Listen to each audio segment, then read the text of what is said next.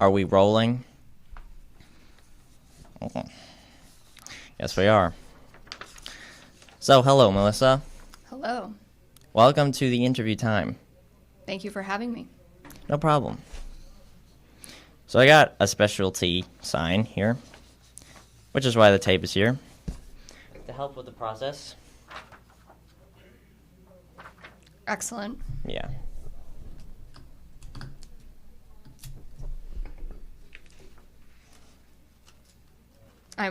That's a great reminder there. Yeah.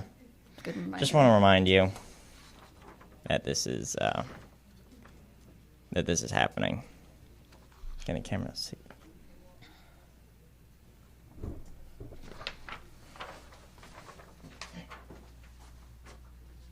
Oh, right. Right in front of Jonah's head.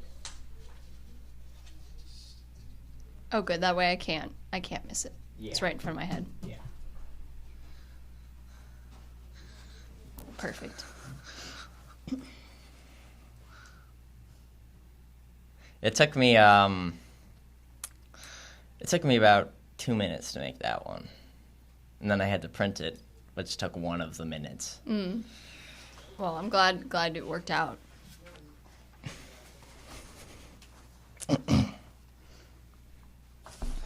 So, Melissa, where were you born? I was born here in New Jersey. So I was born in Livingston, New Jersey. Really? Yes. So, New Jersey native. You know, sometimes I wonder to myself, what specific spot, like, in the world has the most births? And I think to myself, where could it be? Where could it reside? How has that many births happened in one area? And maybe it could be Israel, but I'm thinking that it's probably somewhere in Africa. That's a good question. Because the amount of kids they have there all the time. Mm-hmm. That's a great question. I'm not sure. I should probably know maybe something about that, but I don't. Well, a lot of Africa is still undiscovered, so. Interesting perspective. So, is your hair naturally red? My hair color is not this exact color naturally. No. It's dyed. My hair would probably be a little bit gray if it were my natural color, but it's close to my natural color right now, but it's a reddish brown naturally with some gray hairs, which is why I dye it.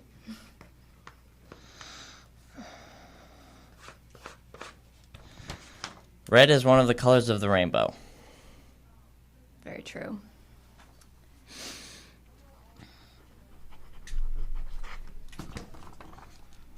So, what is your profession? I am a teacher at Fusion Academy. Interesting. So now, what actual profession would you like to do with your life? Well, outside of Fusion, I also am a writer, so I write plays. So unfortunately, that's not the type of job that you actually get paid much for. So if that was possible to get paid for that, for some artistic writing role, I would love to do that as well. But I think the teaching and writing goes hand in hand for me right now because generally playwrights do not get paid very much. Unless the playwright was in, like, a gang. That would be actually a great way to get paid more. You know, there's a lot of leverage that can come with a gang. You know, you can kind of intimidate people maybe into getting not even that, but extra pay. Just the fact that you're in a gang is just, like, I think it's pretty interesting, you know. That's true. You have someone to cover your back, you know. You know, yeah, like I got my brothers with me or my sisters. Doesn't even have to be a guy gang. There are so many others. That would be interesting. Yeah, sisters gang. So if I recall correctly, we had a life skills class together once. We did, yeah, I was subbing. Yeah, out of 1 to 10, how would you rate that class? Well, that was an interesting class because I was kind of guessing as to what you were working on at the time. So I thought we actually got a lot done during that class, surprisingly, considering the circumstances. At least I thought you were doing a lot of work. So it seemed like we got a lot accomplished. So what would you rate it out of 10? I'm really bad at rating things out of 10. Well, you are challenged.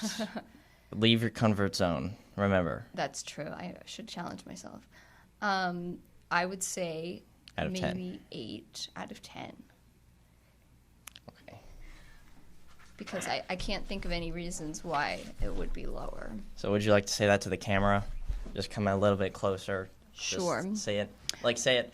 Okay, so just, like, move your chair a little bit to the center. So and then right keep here. the microphone in front of you. And then just say, the life skills class I subbed for Thorsten Meister. Thorsten Meister was an 8 out of 10. Okay. So the class I subbed for life skills for Thorsten Meister was, I would say, 8 out of 10 stars. Okay. How was that? And I'll just send you the thing after the interview, Okay. Bill.